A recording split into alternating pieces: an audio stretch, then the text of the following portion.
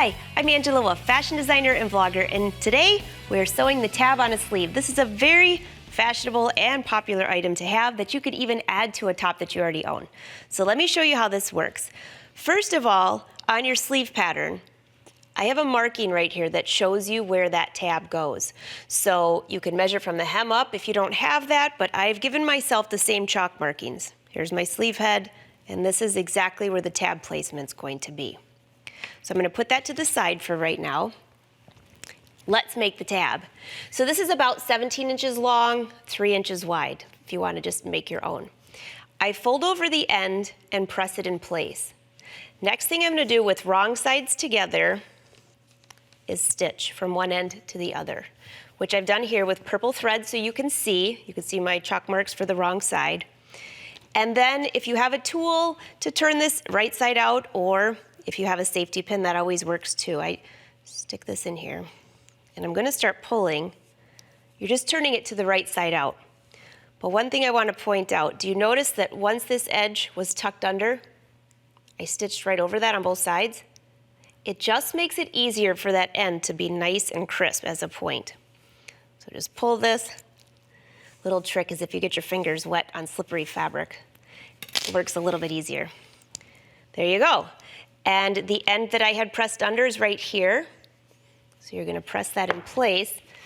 The entire piece. What I try to do is keep that seam edge on one side. Now it's going to peek out to the front or the back, so I'm going to try to face it towards what I would call the wrong side of my tab. So I'm just give a little pressing. You can see how that tucks it right in. The next thing I'll do is go around and top stitch along the entire piece, which I've already done here. And I used the same color thread, so I'm not sure if you can see that, but I stitched all the way around, starting at one end to the other, and serged the edge.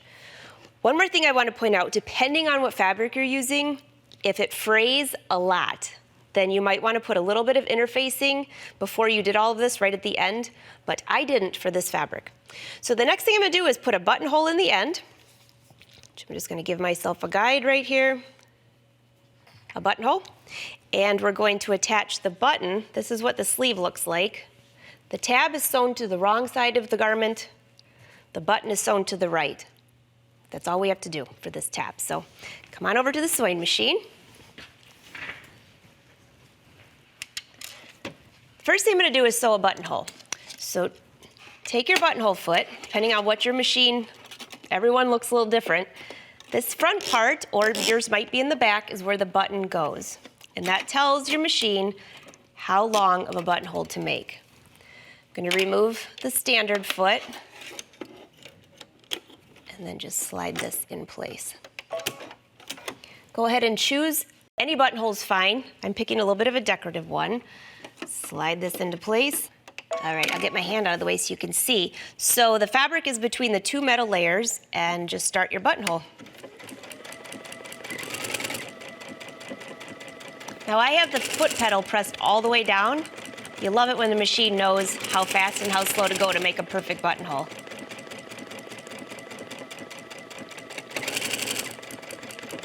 Now while that's stitching, I'm going to find the wrong side of my sleeve, and this is where I'm going to sew that tab.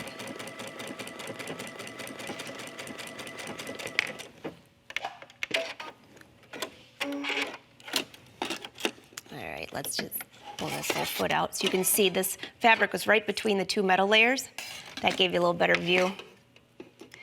And here we go. So this is going to be the wrong side of your tab to the wrong side of the fabric. I'm just going to slide this up, throw on my J-foot, change it to a straight stitch,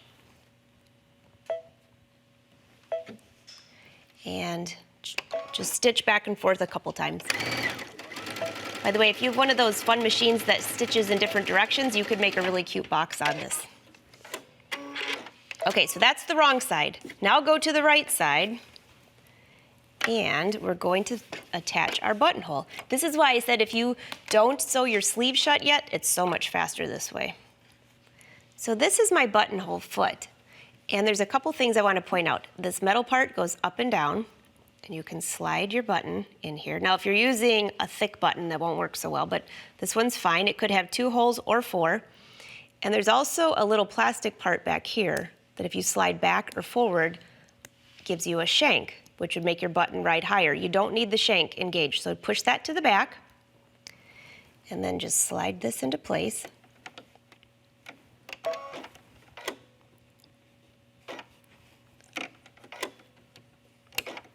There we go.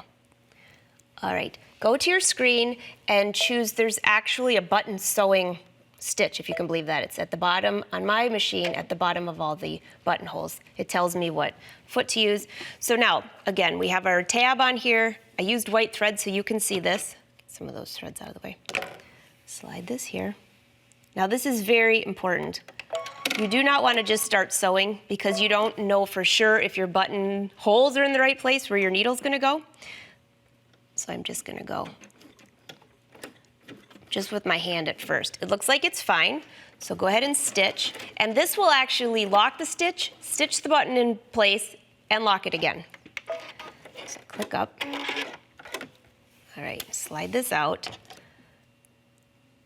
Okay, so here's my button. This is, again, now this is on the right side of the fabric. Before I go up there to cut this, I just want to show you. And then again, on the back side is your tab.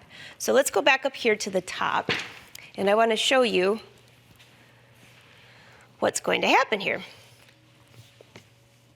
This is going to end up folding up, and this is going to attach. This is why you can see this is the wrong side of the tab. This is what I was explaining to you earlier, that you can kind of see that, and it'll be hidden here.